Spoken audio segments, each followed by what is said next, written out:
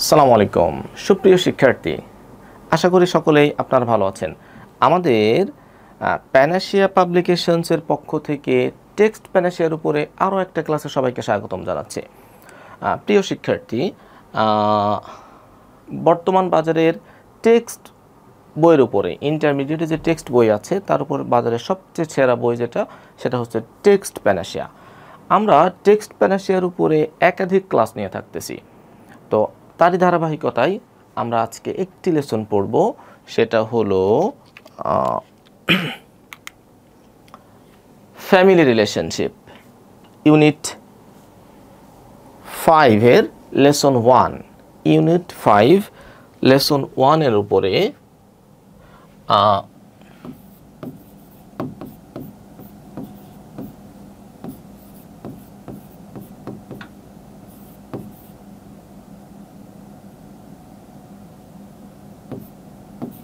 Unit 5 lesson 1।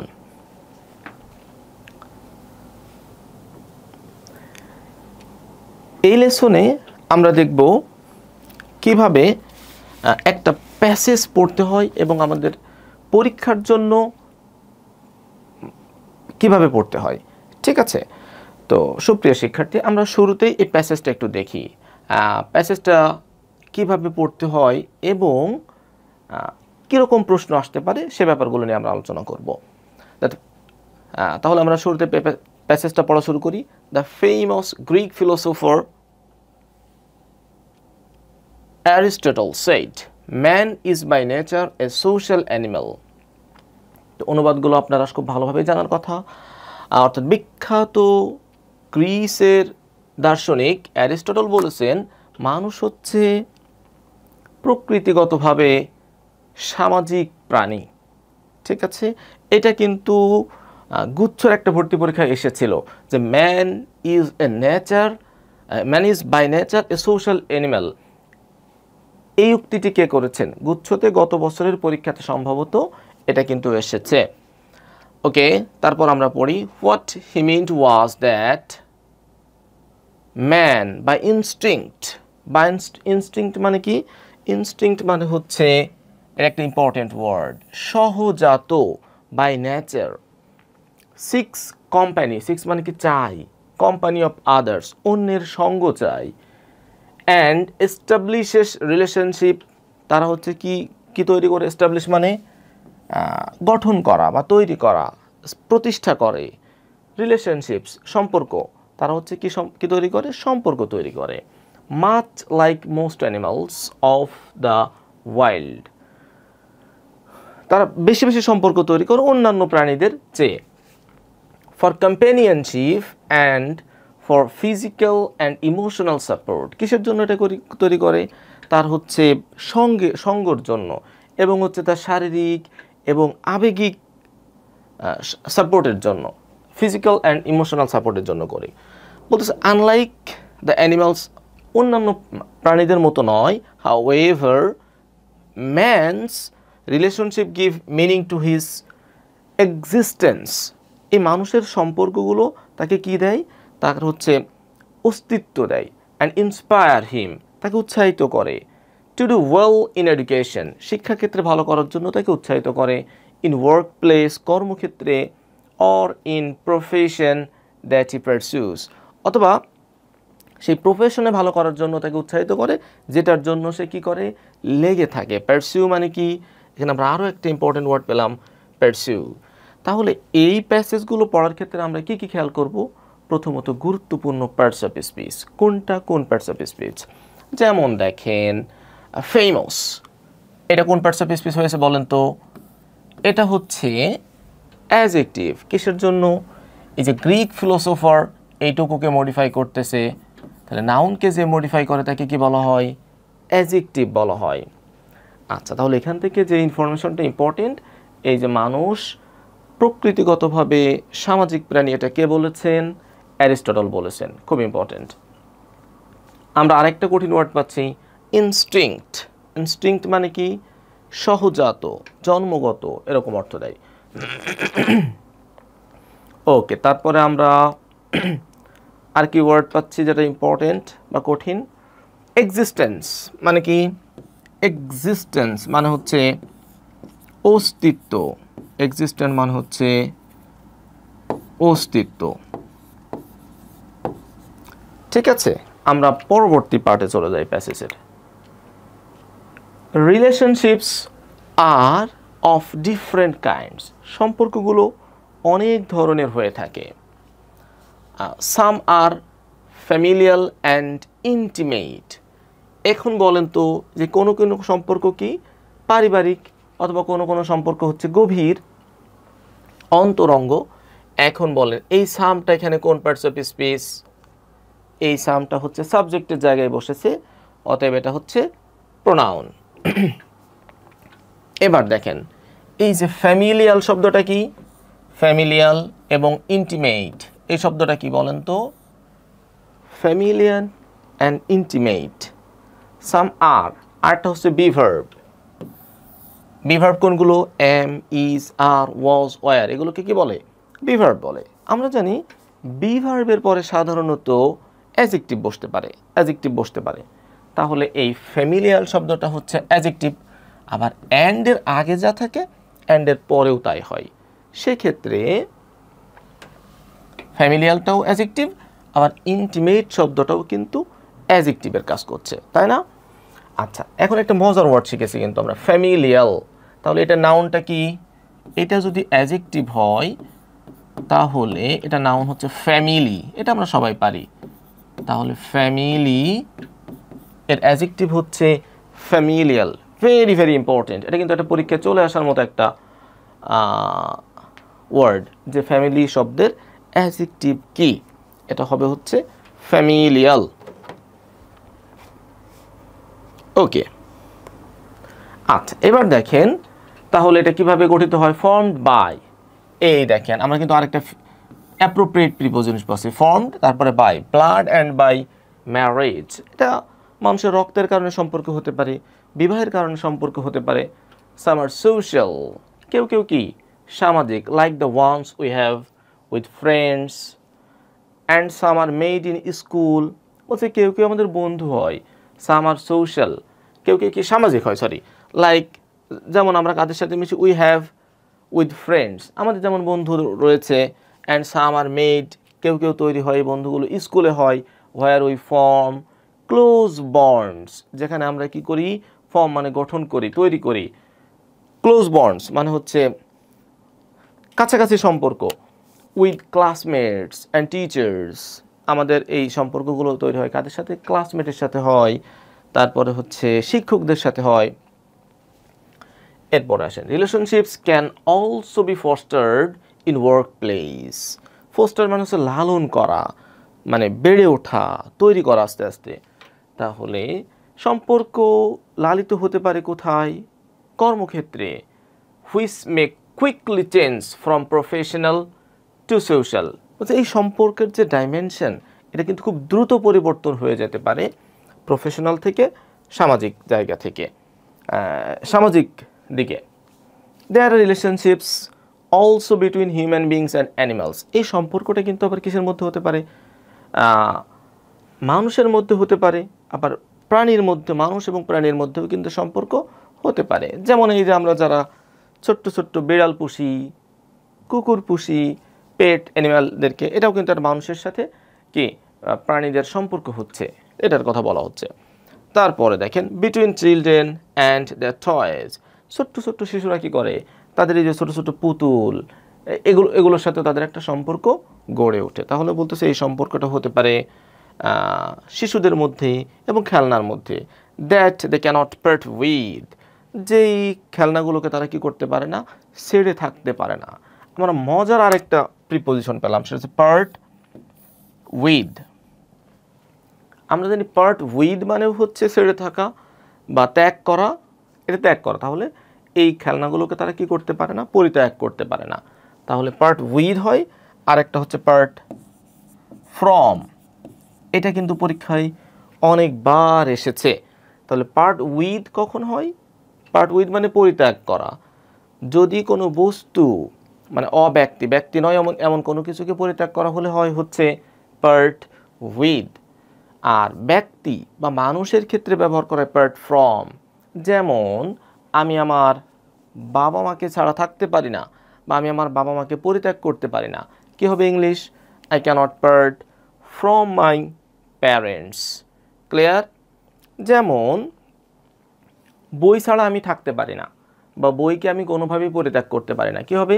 I cannot part from my books. Clear? বন্ধুদের ছাড়া আমি থাকতে পারি না, তাহলে কি হবে? I cannot part from my friends. Clear? তাহলে part with related with something, okay, আর part from is related with someone or somebody. Okay, আমরা পরবর্তীতে দেখি। আচ্ছা,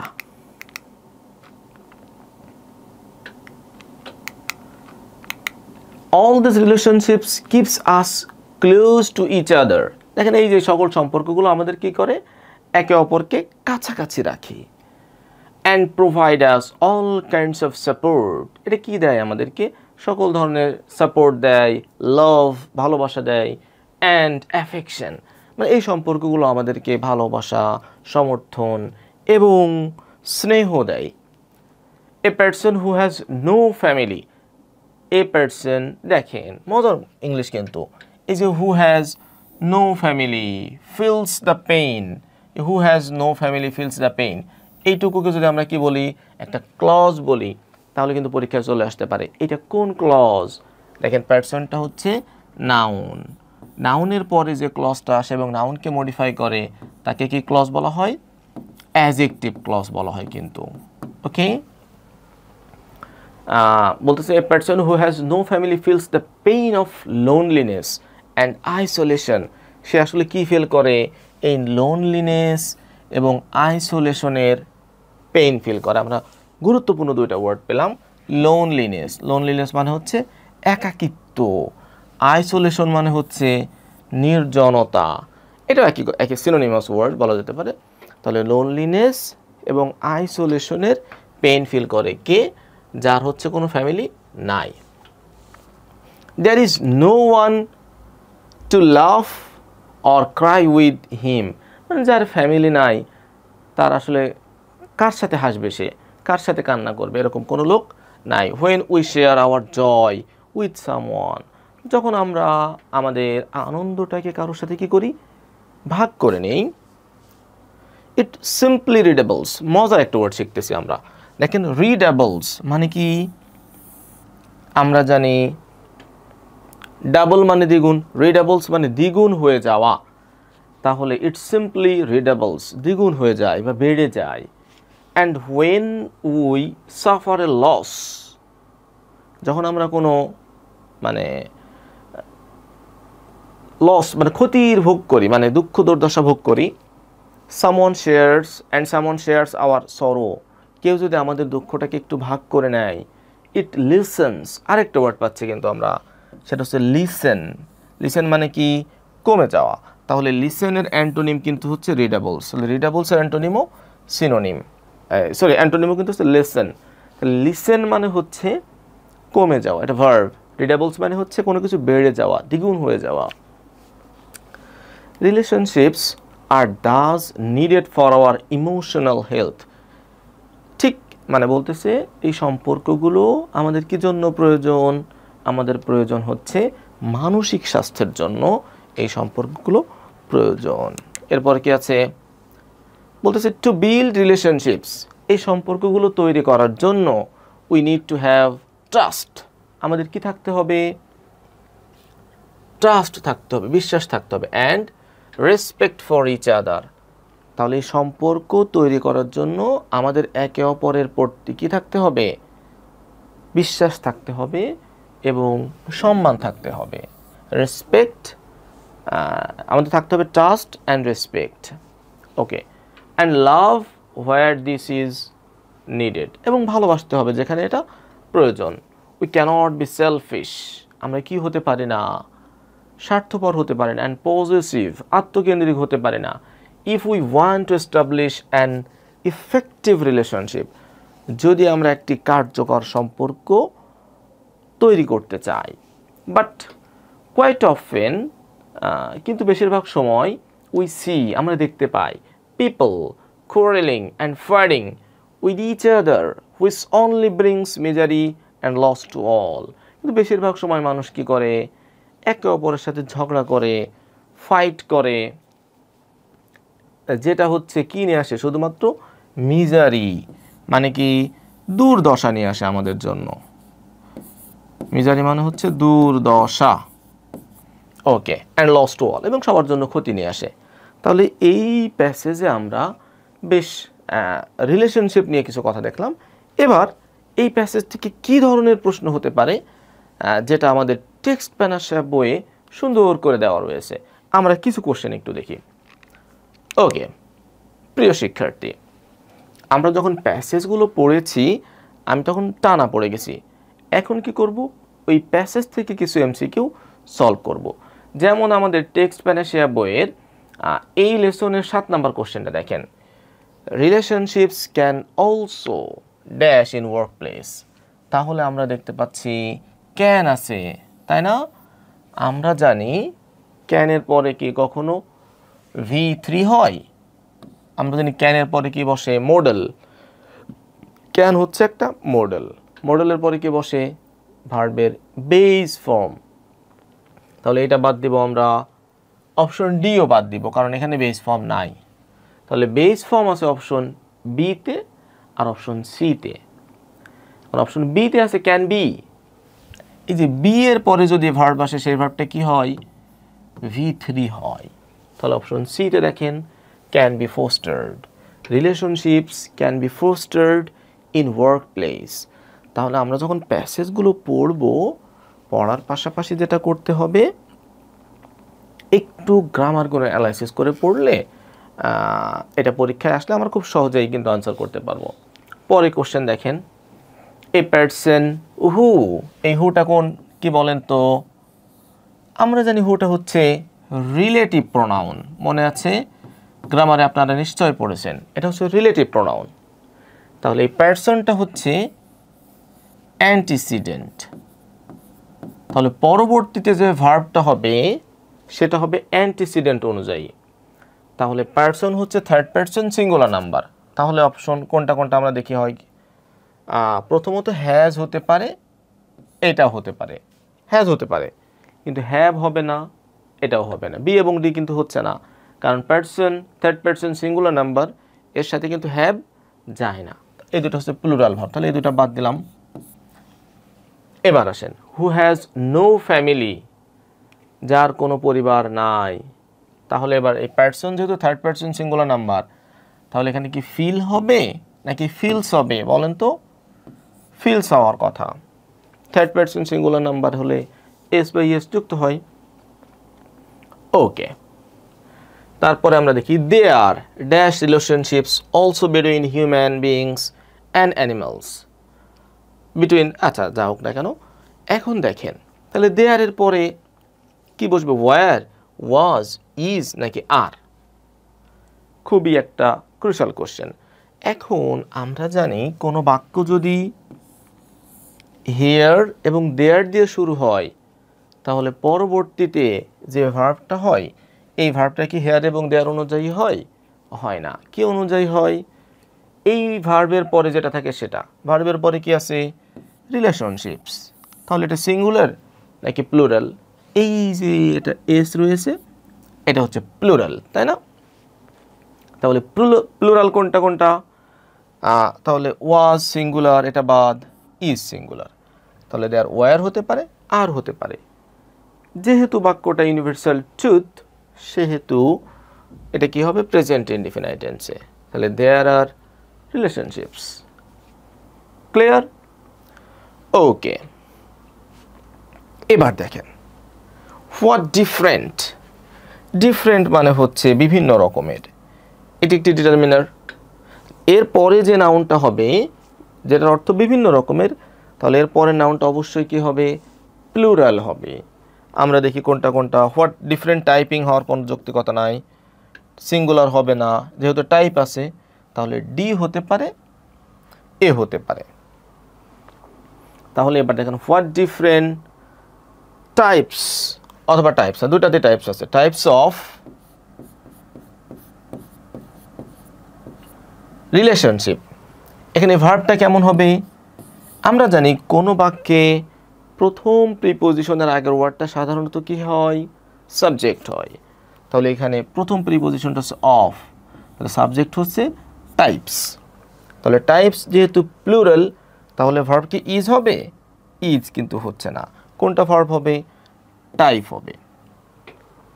ওকে, তাহলে আমি মূলত দেখাতে চাচ্ছি যে টেক্সট প্যানাসিয়ায় এই যে গ্রামার কর্নারে সুন্দর সুন্দর এমসিকিউ দেওয়া রয়েছে।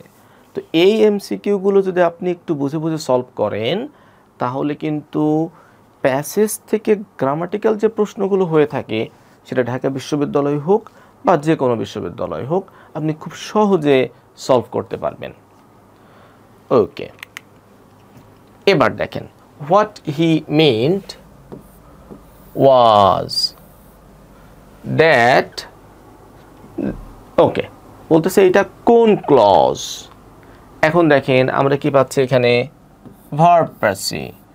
ভার্বের আগে কি থাকে? সাধারণত সাবজেক্ট থাকে, তাই না? সাবজেক্ট কোন পার্টস অফ স্পিচ হতে পারে? নাউন হতে পারে। তাহলে সাবজেক্টের জায়গাতে যেই ক্লজটা থাকে সেটাকে কি বলা হয়? সেটাকে সাধারণত বলা হয় হচ্ছে নাউন ক্লজ। কারণ সাবজেক্টের পজিশনে কোন পার্টস অফ স্পিচ বসতে পারে? শুধুমাত্র নাউন বসতে পারে। ওকে, পরের question, relationships are of different kinds. এই কাইন্ডসটা কোন পার্টস অফ স্পিচ? খুব সহজ কোশ্চেন এটা। এই যে কাইন্ড সিঙ্গুলার থেকে প্লুরাল হয়েছে, আর তার আগে ডিফারেন্ট হচ্ছে অ্যাজেক্টিভ। অ্যাজেক্টিভের পরে সাধারণত কোন পার্টস অফ স্পিচ থাকে? নাউন থাকে। ওকে, পরের কোশ্চেনে আসেন। সাম আর ফ্যামিলিয়াল অ্যান্ড ইন্টিমেট। এই কোশ্চেনে এই সামটা কোথায় বসেছে? সাবজেক্টের পজিশনে।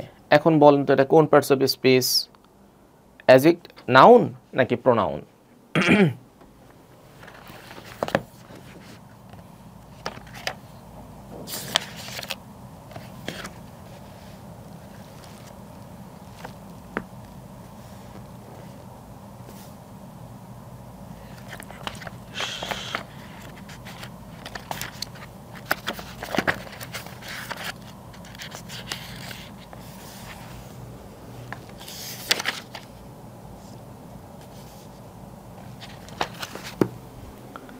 আচ্ছা, তাহলে এটা কোন কোন কি হবে আনসার বলেন তো? এটার আনসার, যেহেতু এটা সাবজেক্টের জায়গাতে বসেছে এবং সাম কিসের পরিবর্তে বসেছে? কোনো ব্যক্তির নামের পরিবর্তে বসেছে, এই জন্য এটা হবে হচ্ছে প্রোনাউন। ক্লিয়ার? কিন্তু একই ওয়ার্ড সাম অনেক সময় কি হয়ে যেতে পারে? অ্যাজেক্টিভ হয়ে যেতে পারে। যেমন আমি যদি লিখি সাম পিপল, এই পিপলটা কি? নাউন। নাউনের আগে যেটা বসে সেটাকে আমরা কি বলে থাকি? অ্যাজেক্টিভ বলে থাকি। সো এই কিছু কিছু ওয়ার্ড বাক্যে কিভাবে ব্যবহৃত হচ্ছে সেটার উপর নির্ভর করে যে এটা কোন পার্টস অফ স্পিচ। ওকে, আমরা আরও দুইটা কোশ্চেন দেখি তাহলে। দেখেন, people often, quite often we see people quarrelling and fighting. এটা কি বলেন তো? জেরান্ড নাকি পার্টিসিপল? এরা কাকে মডিফাই করতেছে? পিপলকে মডিফাই করতেছে। দেখেন, তাহলে পিপল কোন পার্টস অফ স্পিচ? নাউন। নাউনকে যে মডিফাই করে সে কিসের মতো কাজ করে? সে অ্যাজেক্টিভের মতো কাজ করে। অ্যাজেক্টিভ হতে পারে কে? জেরান্ড নাকি পার্টিসিপল? পার্টিসিপল হচ্ছে অ্যাজেক্টিভের মতো কাজ করে। খুবই সহজ কোশ্চেন। ওকে, এটা কিন্তু আমরা যখন প্যাসেজ পড়তেছিলাম তখনই বলেছিলাম। এই যে a person who has no family, এটা কোন ক্লজ? Adjective clause. কিসের জন্য? কারণ হচ্ছে পারসন, এটা কি? নাউন। নাউনকে যে ক্লজ মডিফাই করে সেই ক্লজকে আমরা কি বলে থাকি? অ্যাজেক্টিভ ক্লজ বলে থাকি। তাহলে এই ক্লজটা পারসনকে মডিফাই করতেছে। তাহলে অ্যাজেক্টিভ ক্লজ কোন অপশনে? Option C.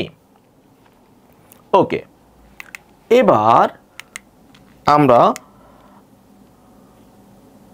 আরেকটা কোশ্চেন দেখব। What is the adjective of family? আমি কিন্তু প্যাসেজ পড়ার সময় বলেছিলাম এটা। ফ্যামিলির অ্যাজেক্টিভ কি? ফ্যামিলিয়াল।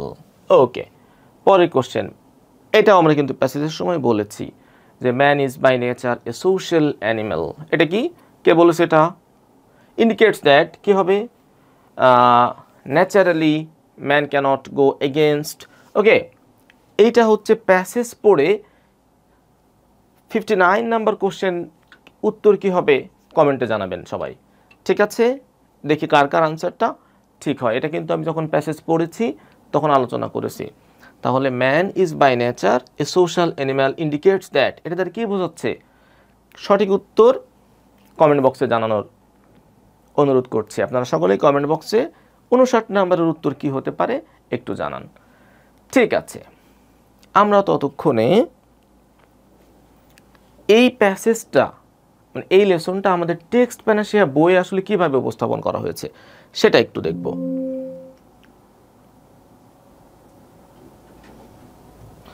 আচ্ছা,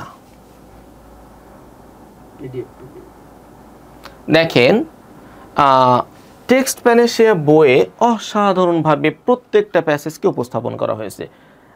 আমরা সাধারণত প্যাসেজ পড়তে গেলে কি হয়, কিছু কিছু ওয়ার্ডের মিনিং জানি না, কঠিন কঠিন ওয়ার্ডগুলোর মিনিং সবার আগে দেওয়া হয়েছে। দেখেন খুব সুন্দর করে সাজিয়ে দেওয়া হয়েছে। এরপর এটা কোন পার্টস অফ স্পিচ, এটার মিনিং কি, সিনোনিম কি, অ্যান্টোনিম কি, সেগুলো এক করে দেওয়া রয়েছে। আমরা সবচেয়ে যে সমস্যাটাই পড়ি, একটা প্যাসেজ নিজেরা পড়ে এটার অর্থ বুঝতে পারি না। এই জন্য আমরা কেউ কেউ প্রাইভেট পড়ি বা অন্যান্য শিক্ষকের কাছে যেতে চাই। কিন্তু টেক্সট প্যানাসিয়া বই, পুরা বইয়ে যতগুলো প্যাসেজ আছে প্রত্যেকটা প্যাসেজ অসাধারণভাবে একদম ভেঙে ভেঙে ভেঙে ভেঙে অনুবাদ করে দিয়েছে। দেখেন, এই the famous Greek philosopher Aristotle said, এইটুকুর মিনিং কি, বিখ্যাত গ্রিক দার্শনিক অ্যারিস্টটল বলেছেন। দেখেন প্রত্যেকটা প্যাসেজ। আবার দেখেন সবচেয়ে মজার ব্যাপার হলো এই যে এই প্যাসেজটুকুর মধ্যে মানে গুরুত্বপূর্ণ গ্রামার কি আছে সেটার জন্য আবার রাখা হয়েছে গ্রামাটিক্যাল কর্নার। এখানে দেখেন এই যে দেয়ার আর রিলেশনশিপস, এই যে একটু আগে আমরা যেটা দেখলাম এই রিলেশনশিপসটা, এই যে আর রিলেশনশিপস অনুযায়ী আর হয়েছে, ভার্বটা হয়েছে, দেয়ারের সাথে ভার্বের কোনো সম্পর্ক নাই। এই যে ব্যাপারগুলো কিন্তু ছোট্ট ছোট্ট করে আলোচনা করে দেওয়া রয়েছে। এরপরে কি আছে, দুইটা একটা ইম্পর্টেন্ট এমসিকিউ। সর্বশেষ প্যাসেজটা যখন অনুবাদ হয়ে যাচ্ছে তখন কি আছে আমরা দেখব। দেখেন এইটা হলো টেক্সট প্যানাসিয়া বইয়ের সবচেয়ে আকর্ষণীয় অংশ, যে এমসিকিউগুলোকে সুন্দর করে ক্যাটেগরাইজড করে দেওয়া রয়েছে। অর্থাৎ এই পুরা প্যাসেজ থেকে গ্রামার বেসড এমসিকিউ কোনগুলো দেখেন, এবং প্রত্যেকটা এমসিকিউ এখানে পরীক্ষায় আসা মতো, মানে শুধুমাত্র গুরুত্বপূর্ণ এমসিকিউগুলো দেওয়া হয়েছে। এবার দেখেন গ্রামার বেসডের এমসিকিউর পরে কি রয়েছে, ভোকাবুলারি বেসড, যে এই পুরা প্যাসেজ থেকে দেখেন ভোকাবুলারি বেসড কী কী গ্যাপ আসতে পারে। এরপর দেখেন যে প্যাসেজের মধ্যে appropriate preposition, group verb, phrase বা ইডিয়মস থেকে কী কী কোশ্চেন আছে অসাধারণ করে জাস্ট সাজিয়ে দেওয়া রয়েছে। আপনি যখন প্যাসেজ পড়তেছেন জাস্ট একবার রিডিং পড়েন, এরপর এই কোশ্চেনগুলো সলভ করেন, তাহলে কিন্তু আপনার খুব সুন্দরভাবে বইটা শেষ হয়ে যাচ্ছে। মানে আপনার আলাদা করে নোট করা লাগতেছে না যে এখান থেকে নতুন ইডিয়মস কি, নতুন প্রিপোজিশন কি, এখানে একদম সাজিয়ে দেওয়া রয়েছে, একদম মানে জাস্ট জুস বানিয়ে দেওয়া রয়েছে। আপনার কাজ হচ্ছে এই জুসটা শুধুমাত্র আপনি কোনো রকম কষ্ট করে একটু খেয়ে ফেলবেন। দেখেন identification of parts of speech, অসাধারণভাবে এখান থেকে যেগুলো ইম্পর্টেন্ট, যেগুলো পরীক্ষায় আসা মতো, শুধুমাত্র সেগুলো একবার জাস্ট আপনি কি করবেন, এটা প্র্যাকটিস করবেন বুঝে বুঝে। দেখেন কারেক্ট স্পেলিং, আমরা দেখতেছি গত বছরের আগের বছরেও স্পেলিং কিন্তু টেক্সট বই থেকে আসে মাঝে মাঝে, যেমন নেউজিয়া, নেউজিয়া নামে একটা স্পেলিং এসেছিল।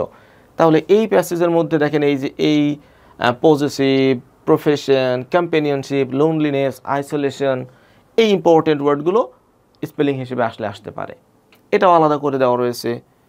ভোকাবুলারি বেসড, দেখেন foster, listen, affection, existence, intimate, এগুলো কিন্তু ইম্পর্টেন্ট ভোকাবুলারি। এগুলো থেকে কেমন কোশ্চেন হতে পারে সেটা দেওয়া রয়েছে। সর্বশেষ ইনফরমেশন বেসড, সাধারণত ইনফরমেশন বেসড কোশ্চেন খুবই কম হয়, কিন্তু তারপরেও মাঝে মাঝে কিন্তু আসে, যেমন গুচ্ছতে এসেছে, এই যে এই কোশ্চেনটা গুচ্ছতে এসেছিল, যে এই যে এটা which of the following quotes is said by Aristotle. ঠিক আছে, তাহলে এইভাবে যদি আপনি একটা প্যাসেজ পড়েন, এই প্যাসেজ থেকে এমন কোনো প্রশ্ন আর থাকবে না যেই প্রশ্নটা আসলে আপনি পারবেন না। সর্বশেষ আমরা যারা ঢাকা ইউনিভার্সিটি আমাদের টার্গেট, তাদের জন্য দেখেন মূল আকর্ষণটা কোনটা, এই প্যাসেজ থেকে রিটেন আর কি কোশ্চেন হতে পারে। খুব সিম্পলি রিটেন থেকে কি হতে পারে, এক্সারসাইজগুলো সুন্দর করে করে দেওয়া আছে। দেখেন এই যে think a member of your family, A family member who is kind and caring, একজন ফ্যামিলি মেম্বার সম্পর্কে একটা ছোট্ট প্যারাগ্রাফ লিখতে বলা রয়েছে আমাদের টেক্সচুয়াল এক্সারসাইজে, সেটা সমাধান করে দেওয়া রয়েছে।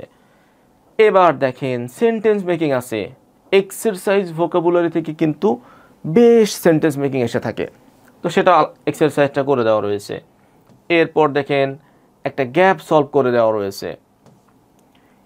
মোটামুটি প্রত্যেকটা প্যাসেজকে এত সুন্দরভাবে সাজানো হয়েছে এমসিকিউ এবং রিটেন দুইটাকে মাথায় রেখে। তো এখনও পর্যন্ত আপনারা যারা ইন্টারমিডিয়েটে পড়েন অথবা যারা অ্যাডমিশন টেস্ট দিচ্ছেন কিন্তু টেক্সট প্যানাসিয়া বইটা সংগ্রহ করেননি, আমি তাদেরকে বলবো অতি সত্বর আপনার নিকটস্থ লাইব্রেরি থেকে বা যেখান থেকে পারেন না কেন, অনলাইন থেকে হোক, টেক্সট প্যানাসিয়া বইটা অবশ্যই সংগ্রহ করবেন। অনেকে মনে করে এটা মনে হয় শুধুমাত্র অ্যাডমিশন টেস্ট পরীক্ষার্থীদের জন্য, কিন্তু না। আপনি যদি এই বইটা ইন্টারমিডিয়েটের সময় পড়ে ফেলেন তাহলে একই সাথে আপনার দুইটা কাজ হচ্ছে, ইন্টারমিডিয়েটের পড়াটাই গিয়ে যাচ্ছে, আপনি এইচএসসি পরীক্ষায় ভালো করতেছেন, পাশাপাশি অ্যাডমিশনের সময় এই টেক্সট বইটা নিয়ে আপনারা আর আলাদা করে প্যারা নেওয়া লাগতেছে না। আপনি কিন্তু জাস্ট মানে পরবর্তীতে অ্যাডমিশনের সময় কী করবেন, রিভাইজ করবেন। সো আপনি যে ইউনিটেরই হয়ে থাকেন না কেন, সায়েন্স, আর্টস, কমার্স, ইন্টারমিডিয়েট যখন পড়তেছেন তখন এই বইটা অবশ্যই আপনি সংগ্রহ করবেন। এই টেক্সট প্যানাসিয়াটা থাকলে আপনার টেক্সট বইয়ের জন্য আলাদা করে আর কোনো কিছু পড়া লাগতেছে না। একটা বইয়ে আপনার জন্য ঢাকা ইউনিভার্সিটির এমসিকিউ তো হচ্ছেই, রিটেনও কিন্তু কি হয়ে যাচ্ছে, কমপ্লিট হয়ে যাচ্ছে। তো আমরা মূলত দেখানোর চেষ্টা করলাম একটা প্যাসেজ আপনি কোন অ্যাঙ্গেল থেকে পড়ার চেষ্টা করবেন। তো সুপ্রিয় শিক্ষার্থী, এখনও পর্যন্ত যদি আপনি টেক্সট প্যানাসিয়া বইটি সংগ্রহ করে না থাকেন তাহলে